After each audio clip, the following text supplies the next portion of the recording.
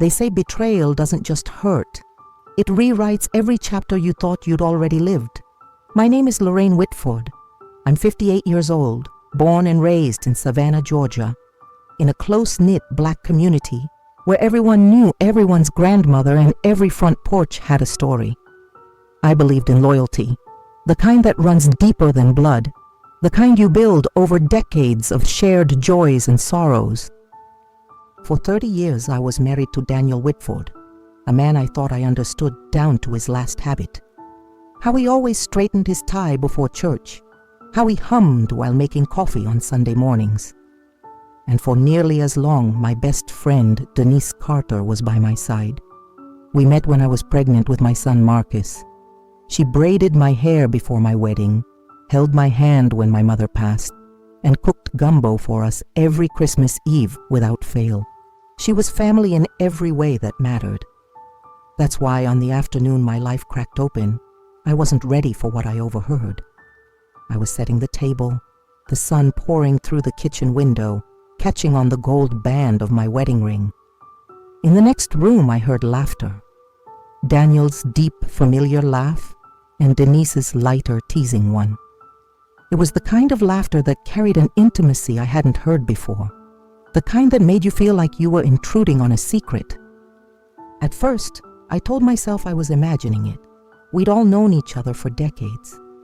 But something in the rhythm of their voices, the way they paused and murmured, tightened a knot low in my stomach. My hand stilled on the silverware. My chest felt tight. I didn't walk in on them. I didn't demand answers. I just stood there, fingers curled around the back of a chair, staring at the sunlight sliding across the floor. And I made a quiet promise to myself. I would not let them see me break. Not yet. I used to measure my life by small, reliable rituals. Sunday church at Mount Olive, where the choir director, Sister Alma, could squeeze tears out of stone with the way she held a note. Grocery runs on Tuesdays, because Tuesdays meant fresh collards at Mr. Ray's market. Friday nights on our back porch, listening to cicadas and trading stories about the week. Daniel's feet propped on the railing like he owned every star above us. It wasn't a glamorous life, but it was sturdy. And sturdy, I thought, was the same as safe. Our home sits on a quiet street lined with crepe myrtles that shed a soft pink dust every summer. The paint on our fence peels in curls, like old paper, and the mailbox leans a little, as if eavesdropping on the neighborhood.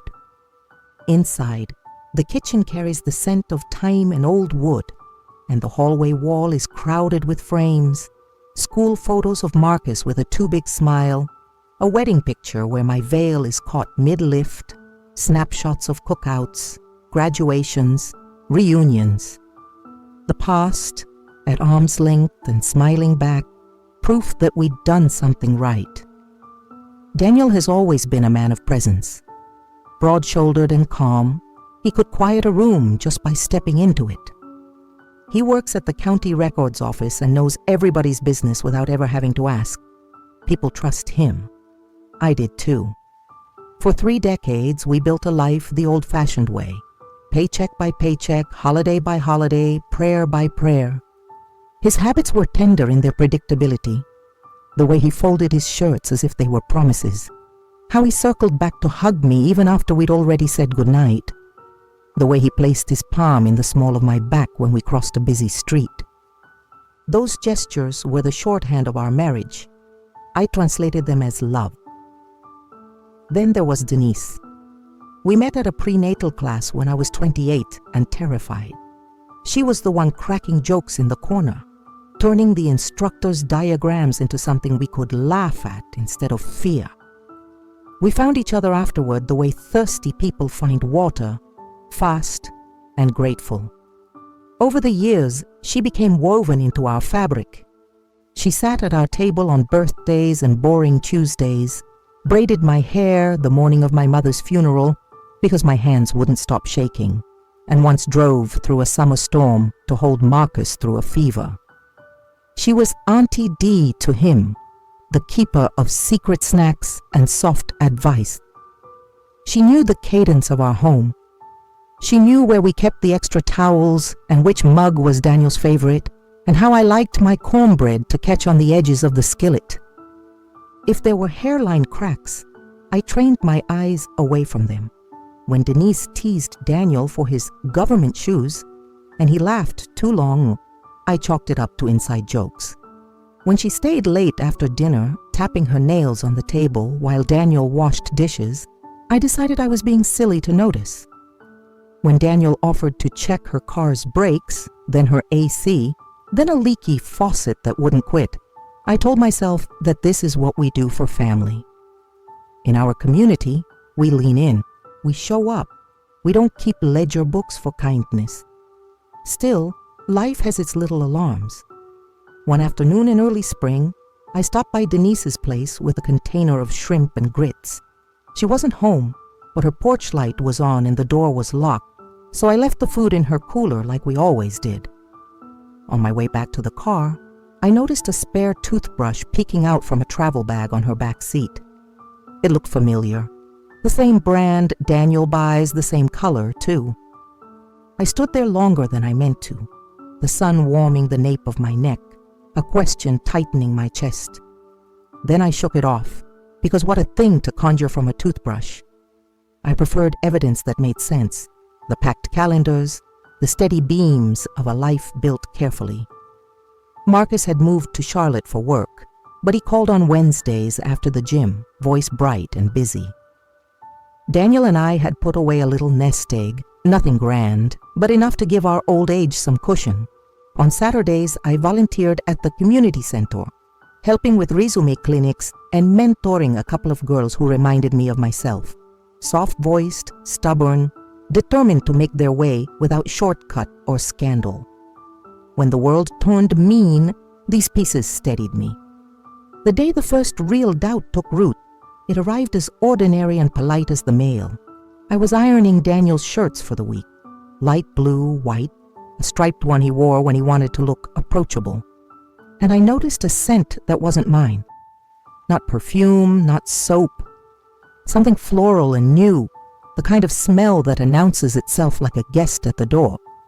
I pressed the iron down and told myself it could have been from church or from the office.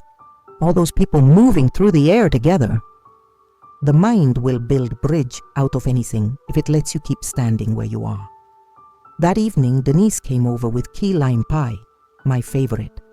We ate in the kitchen, forks scraping plates, the late light falling in squares across the floor. She told a story about a client at the salon who insisted on bangs and then cried in the chair.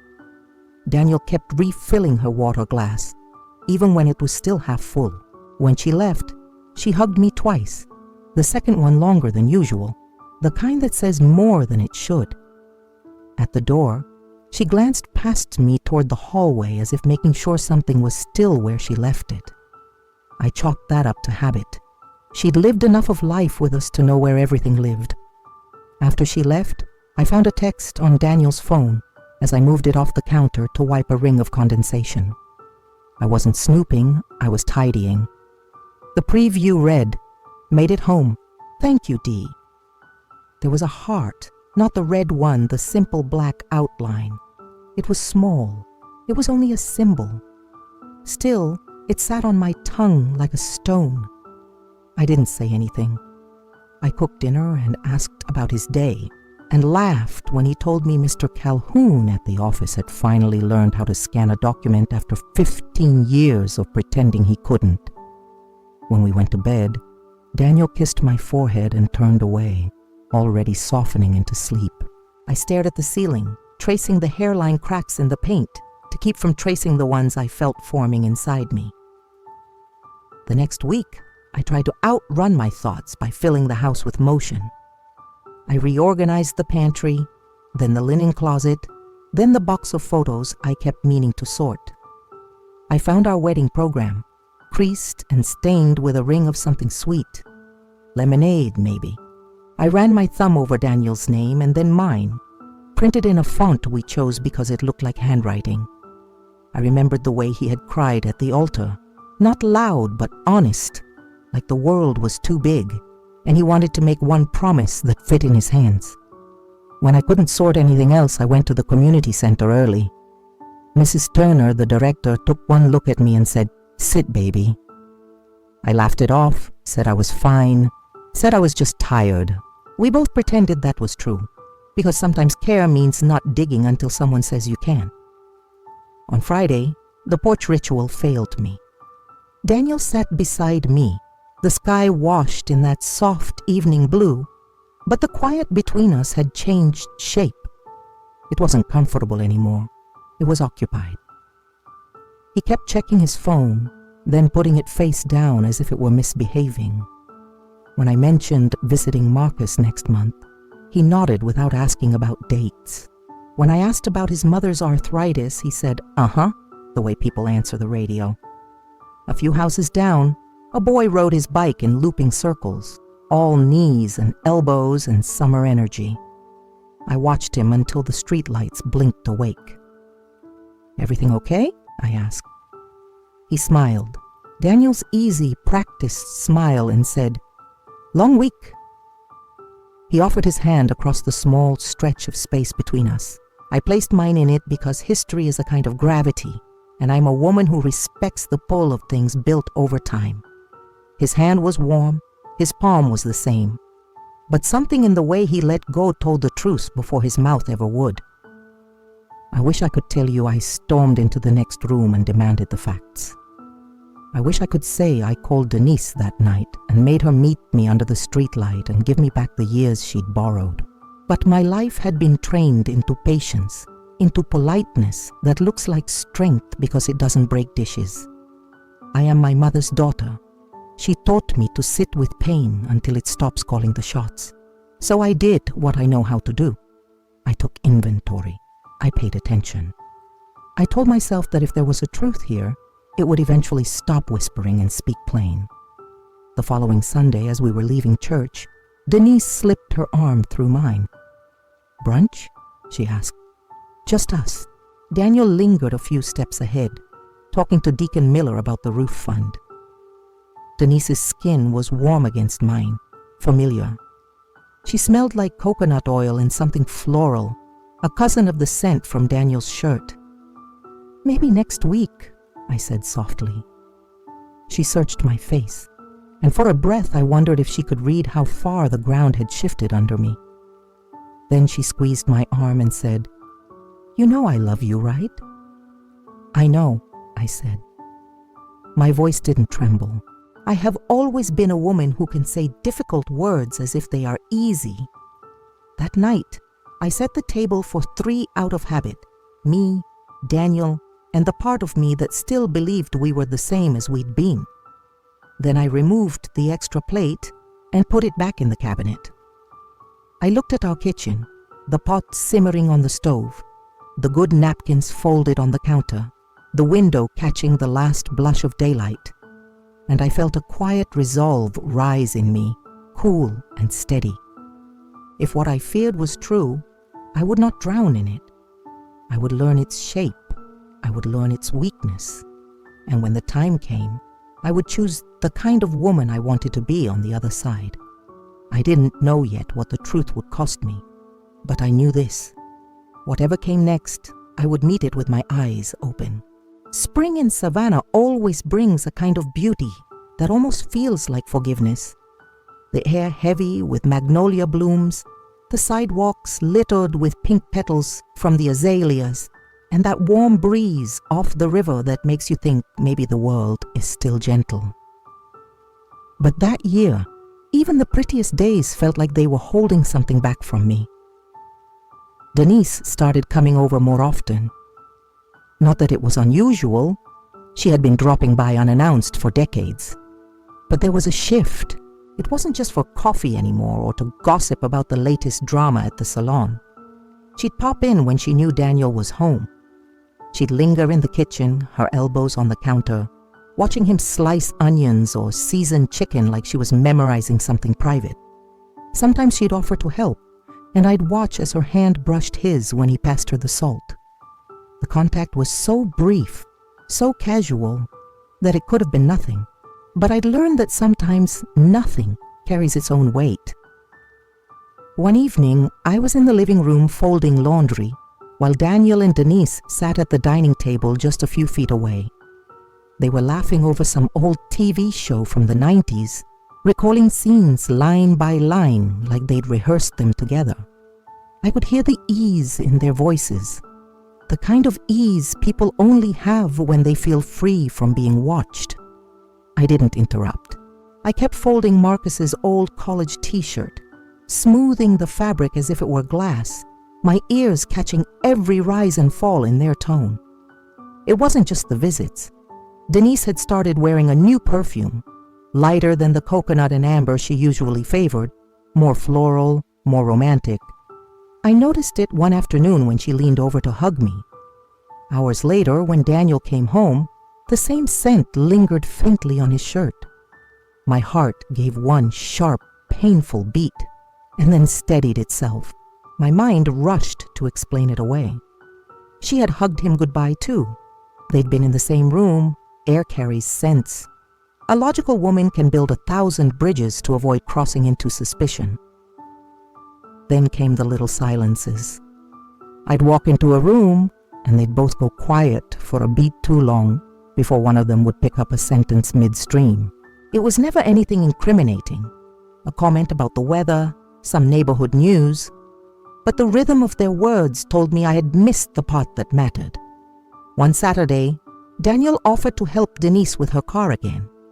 She claimed the AC was acting up, though she had just had it fixed. I watched from the window as they stood by her car, his hand resting on the edge of the open hood while she stood close, too close, pointing at something. He laughed at whatever she said, and for a moment their eyes locked in a way I had never seen before. Not with me, not in years. I tried to bury my unease by throwing myself into the things that had always anchored me. My volunteer work, church activities, keeping the house in order. I told myself that long marriages have seasons, and maybe this was just a winter in ours. But I also began paying attention in ways I hadn't before. Noticing when Daniel's phone was face down, when he took longer to answer simple questions, when Denise's name popped up on his screen just a little too often. There's a cruel thing about betrayal. It rarely arrives like a thunderstorm. It seeps in like damp, quiet and unremarkable, until one day you look around and realize the whole structure of your life has been softened, weakened, waiting for the right pressure to make it collapse. And yet, I stayed still. I didn't ask questions. I let the whispers pass through me like wind, not because I didn't care, but because I knew once the truth was spoken there would be no going back. And I wasn't ready to see the full shape of what might already be happening right in front of me. It was late April, one of those bright southern days when the air feels thick enough to drink. I had been at the community center all morning, helping a group of high school seniors polish their college essays. By the time I got home, the house felt too still, the kind of stillness that doesn't mean peace, but absence. I was halfway through putting groceries away when my phone rang. It was a number I didn't recognize. "Mrs. Whitford," a woman's voice asked. "This is St. Joseph's Hospital. We have Denise Carter here. She fainted at work. She's asking for someone to come." My first thought was panic. Denise had always been healthy, strong. I grabbed my keys without even changing out of my scuffed sneakers. As I drove, the hospital's white building rose ahead of me, its glass windows catching the sun like nothing bad could happen inside. At the reception desk, I gave my name. The nurse scanned her chart and frowned slightly. "Oh, I thought you were already here." My brows pulled together. "What do you mean?" She lowered her voice, like she was sharing a small secret. "Her husband's with her." The words landed strange in my ears. Denise wasn't married. She had never been married. I opened my mouth to correct the nurse, but before I could, she gestured down the hall. "Room 314. When I pushed open the door, the first thing I saw was Daniel, sitting in a chair beside Denise's bed, leaning in close, his hand wrapped around hers. She was propped up against the pillows, hair mussed, skin pale, but still somehow glowing. They were talking quietly, and when they noticed me, they both startled, like kids caught doing something they knew they shouldn't. Daniel stood, clearing his throat. "Lorraine, I was just..." I didn't let him finish.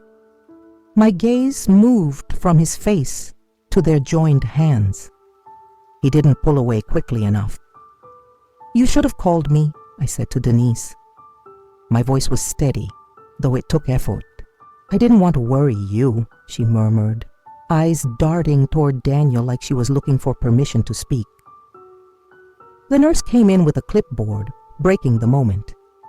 She checked Denise's vitals and chatted like nothing about the scene was strange.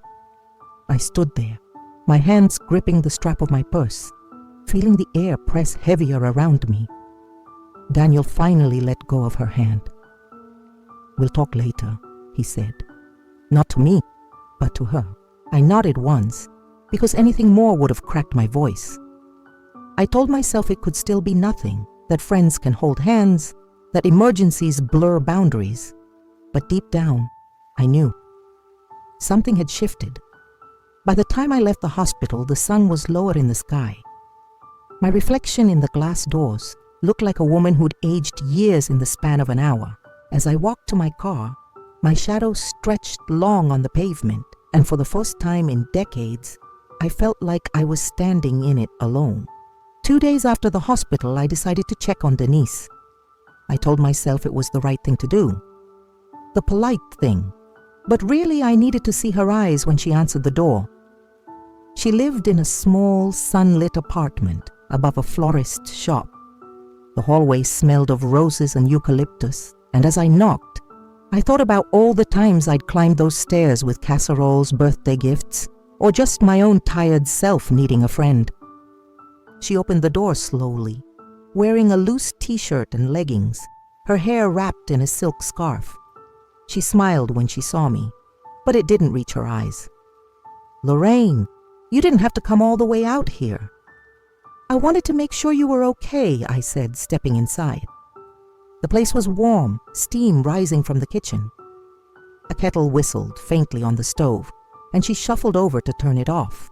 I followed her in, noticing a small stack of prenatal vitamin bottles sitting by the fruit bowl. I stopped mid-step. "Are those?"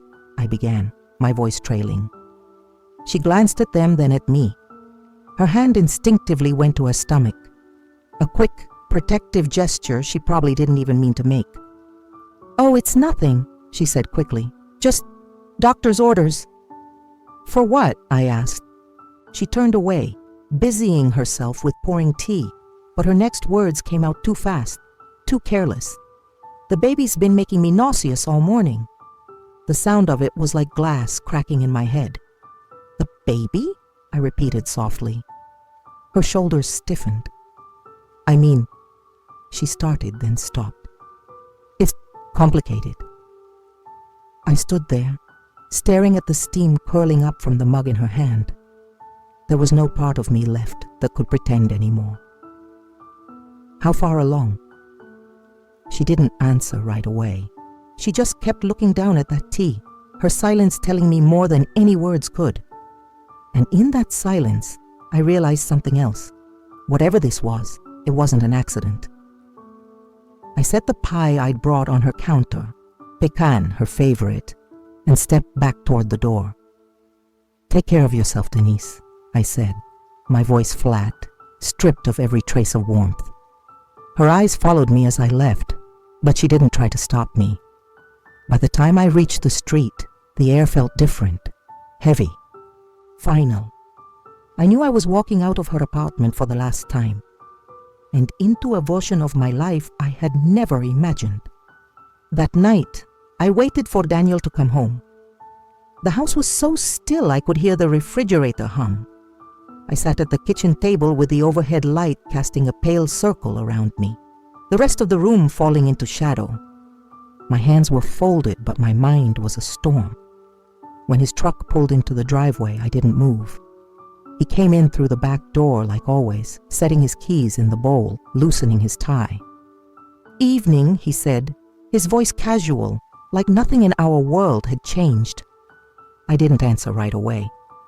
I just watched him move around the kitchen, opening the fridge, pouring himself a glass of sweet tea. Finally, I said it. "Is it true?" He froze for a fraction of a second, just long enough for me to see it. Then he turned slowly. "What's that supposed to mean?"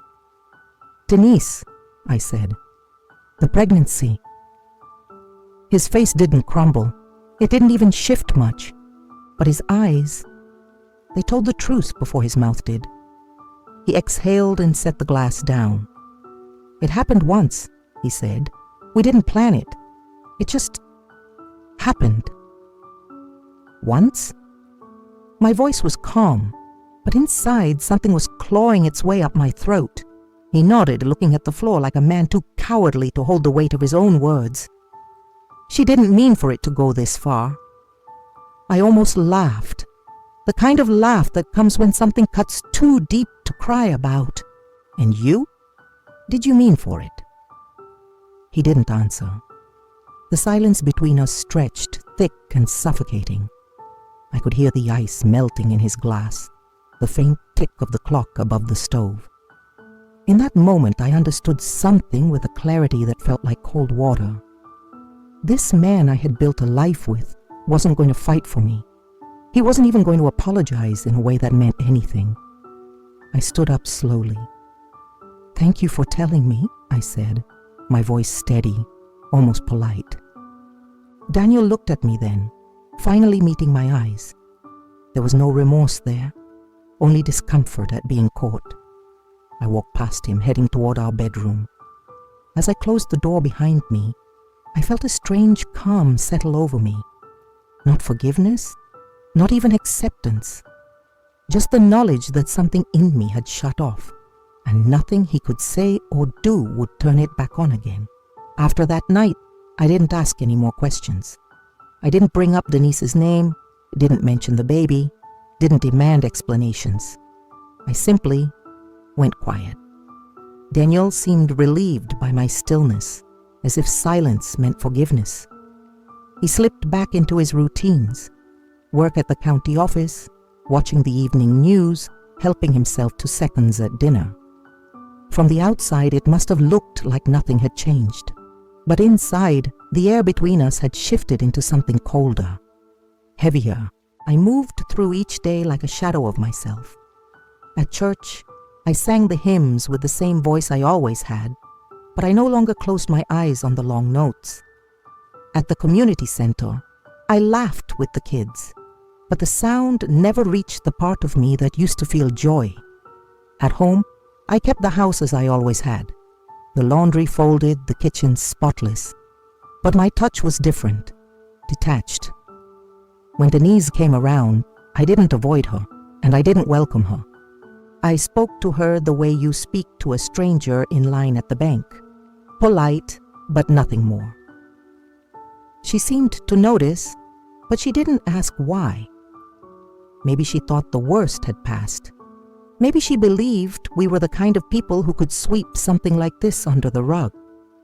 At night, I'd lie beside Daniel, listening to the rhythm of his breathing. My back was turned to him now, always.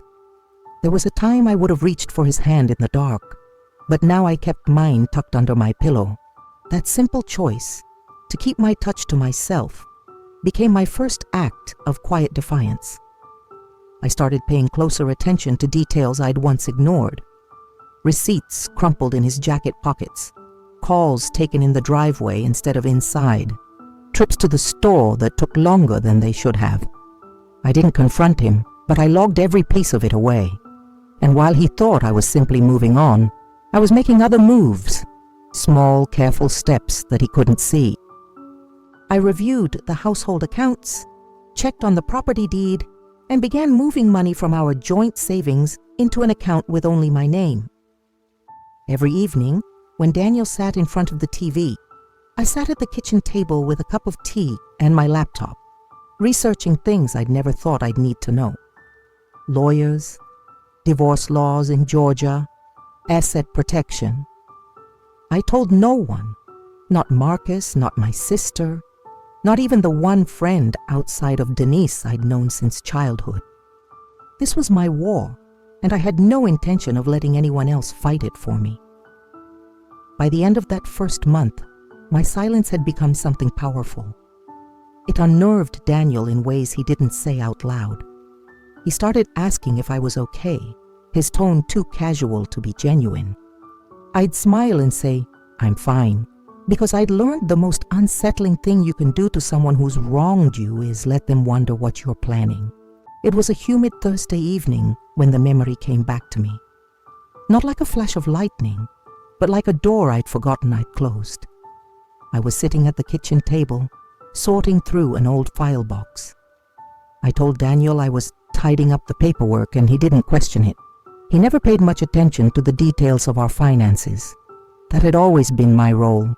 The bills, the taxes, the mortgage payments. He was content to let me handle it all. As I flipped through worn manila folders, I came across the thick envelope from when we bought our house.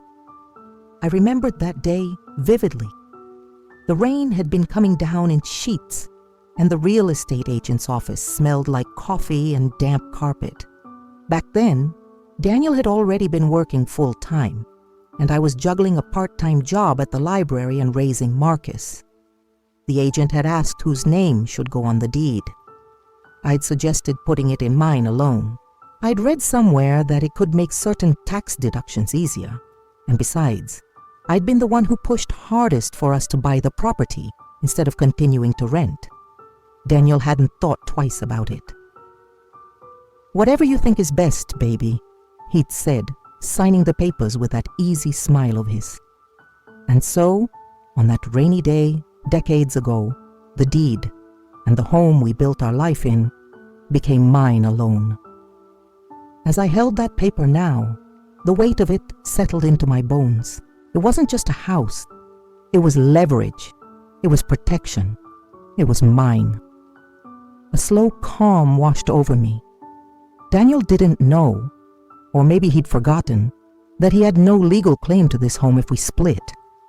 And Denise, she wouldn't be moving into my house, not in this lifetime. For the first time since I'd learned about the pregnancy, I felt something close to power. Not the loud, chest-thumping kind, but the quiet kind you keep hidden until the moment you need it most. I slid the deed back into its folder, careful not to disturb the other papers. I locked the box, returned it to its spot in the closet, and closed the door. That night, when Daniel asked if I wanted to sit on the porch, I joined him. I let the summer air wrap around me, listened to the cicadas, and kept my secret close. He thought he knew where we stood. He thought the worst I could do was leave. But I knew better now. I wasn't just surviving this betrayal. I was setting the stage. A week after finding the deed, I took my first real step toward freedom. I didn't announce it. I didn't even change my tone around the house. On the outside, I was still the same Lorraine, cooking dinner, folding laundry, nodding along to Daniel's small talk. But inside, I had crossed an invisible line. I called a law office 2 towns over, one Daniel had no reason to know about. I made the appointment for a Tuesday afternoon, the same time I usually volunteered at the community center. That way, if he asked, I could give an answer that was true enough to pass. When I walked into the lawyer's office, the cool air smelled faintly of leather and paper. The receptionist gave me a polite smile and led me to a small conference room. I'd half expected a stern man in a suit, but instead, a sharp-eyed black woman in her 40s walked in, introducing herself as Attorney Patrice Monroe. Her handshake was firm, her gaze steady. "How can I help you, Mrs. Whitford?" she asked, sitting down across from me. I didn't rush. I told her about my marriage, about the affair, about Denise. I explained the pregnancy in as few words as possible, because if I said too much, my voice might crack. Then I told her about the deed. Her brows lifted slightly. "The house is in your name alone." I slid the document across the table. "Has been since day one." She studied it, then looked up at me. "That's a strong position to be in." I nodded. "I don't want to fight, but I won't be left with nothing." Patrice's expression softened, not with pity, but with respect. "Then you need to prepare before you make your move, quietly. The less he sees coming, the more control you'll have." I reached into my purse and pulled out a small stack of printouts. Copies of text messages Denise had accidentally sent me. Receipts for hotel rooms charged to our joint account. A photograph of them at a restaurant 2 towns away. The photo had been sent to me by a neighbor's niece who thought I should know. Patrice slid them into a folder. "This will help," she said. We spent an hour going over options, timelines, and strategies. She explained what I could claim, what I could keep, and how to make sure Daniel's choices wouldn't drain what we'd built together. When I left her office, the sky was overcast, the air heavy with the promise of rain. I drove home slowly, my hands steady on the wheel. For the first time in weeks, I didn't feel like a passenger in my own life. That night, Daniel came home late. He mumbled something about a long day at the office, kissed the top of my head, and went to take a shower. I told him dinner was on the stove and went back to folding laundry. He didn't know that while he was washing off the day, I was already building the one where he wouldn't be part of mine. The morning I left was warm and still, the kind of southern summer day where the air feels thick enough to slow your heartbeat. I woke before dawn, lying there for a moment in the gray light, listening to the hum of the ceiling fan and the slow, even breathing of the man beside me. It was the last time I would hear it from this side of the bed. I moved quietly, my steps practiced and light. I'd already packed most of my things over the past week, a few items at a time, so nothing would seem missing. Clothes I didn't wear often, my mother's quilt from the cedar chest, the good silver I only brought out for holidays.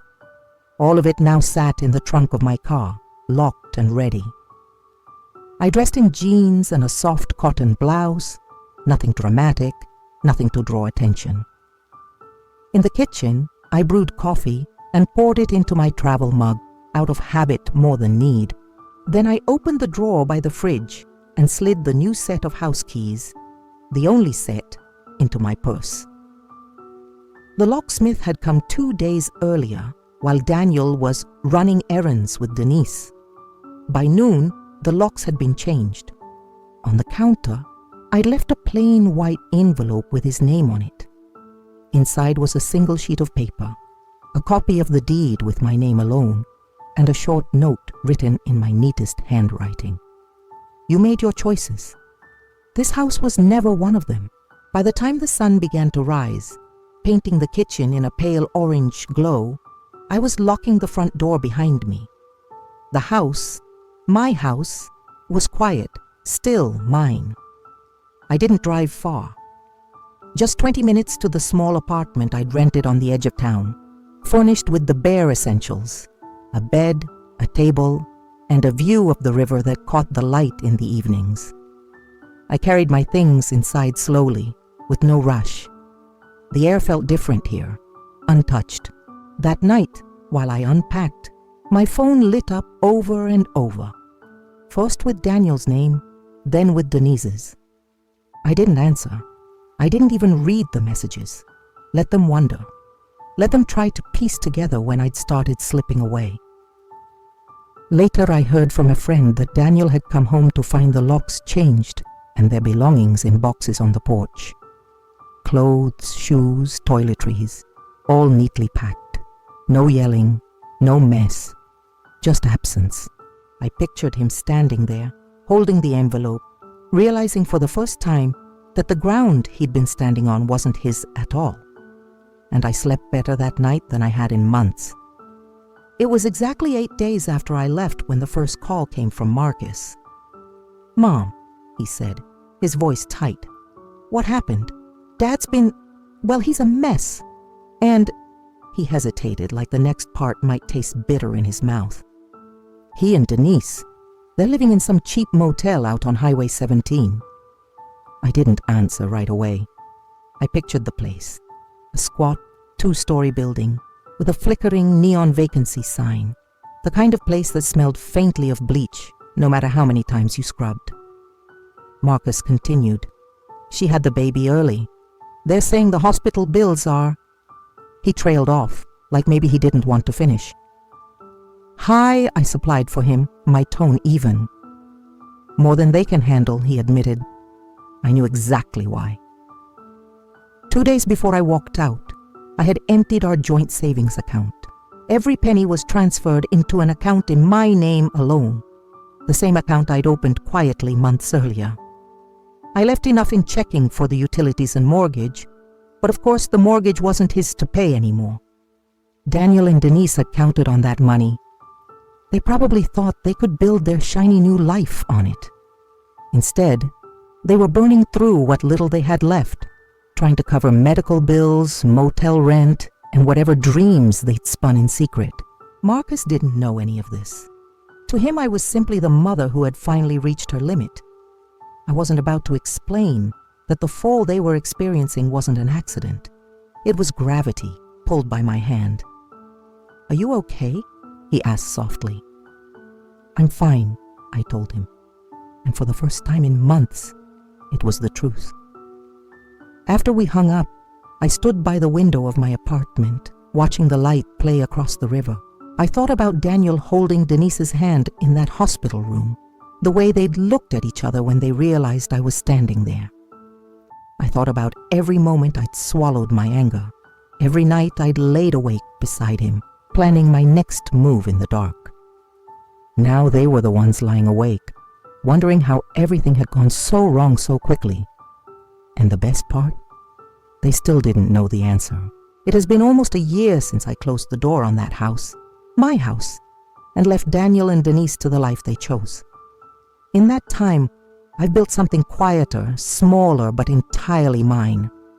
My apartment by the river has no grand porch, no perfectly trimmed lawn, no decades of photographs lining the hallway. But it has peace. And peace, I've learned, is worth more than any of those things. Mornings start with sunlight spilling through sheer curtains and the smell of fresh coffee I brew for myself alone. I walk along the riverbank, watching the herons lift off from the shallows, and I feel the air fill my lungs without that familiar weight pressing down on me. My phone is silent now. No calls I don't want to take. No voices twisting my heart into knots. Sometimes, people from our old circle try to bring me news. They mention Daniel's struggles, how Denise looks tired, how the motel they're staying in has seen better days. I listen politely, then change the subject. I don't need the details. I already know how the story ends for people who think betrayal comes without consequence. The truth is, my revenge was never about shouting or pointing fingers. It wasn't about making a scene or gathering an audience. It was about control. Taking back the pieces of my life they thought they could strip away. I left with my dignity, my stability, and the knowledge that the collapse they're living through came from the very ground they tried to stand on without me. Do I forgive them? No. But I've stopped needing to. Forgiveness is for those who want to keep a place in your life. They forfeited that long before I walked away. I don't think about Daniel's voice anymore, or Denise's laugh, or the scent of her perfume clinging to his shirts. Those things belong to a past I've locked away, just like the file box in my closet. What I do think about is this: the strength it took to stay quiet when I could have screamed, to move carefully when I could have lunged, and to leave on my terms. The sweetest part? They will never fully understand how thoroughly I planned it, how completely I outpaced them, and I like it that way. Some victories are best savored in silence.